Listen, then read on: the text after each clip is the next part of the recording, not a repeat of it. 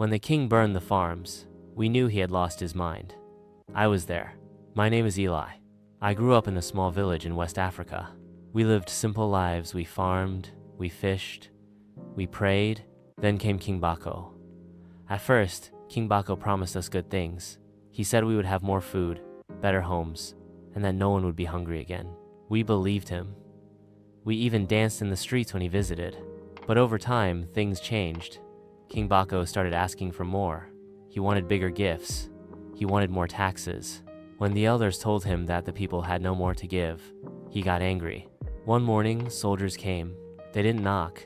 They broke down doors and took anything they wanted. They even took food from our children.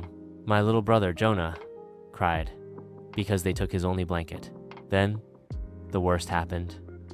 King Bako said that anyone who didn't pay taxes would lose their land.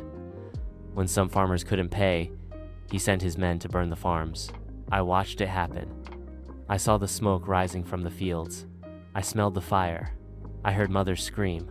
We had no food left. Some people left the village. Some stayed and starved. One day, a traveling pastor came. His name was Pastor Daniel. He didn't bring gold or weapons. He brought a Bible. He sat under a big tree and read from the book of John. He told us about Jesus, a king who served, not a king who stole, a king who gave his life for his people. I had never heard of a king like that. Slowly, people started gathering around Pastor Daniel. He taught us about forgiveness, but he also taught us that God sees everything, even wicked kings. King Bako heard about Pastor Daniel and sent soldiers to arrest him. But when the soldiers came, something strange happened. The people stood in front of Pastor Daniel and refused to move. I stood there too. I was shaking, but I stayed. The soldiers left without a fight. They were scared. Maybe they knew deep down that they were wrong. A year later, King Bako became very sick. No doctor could heal him.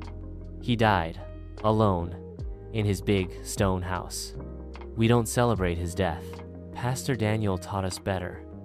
He taught us to pray even for our enemies. Now, we have a new chief, not a king, and he is chosen by the people.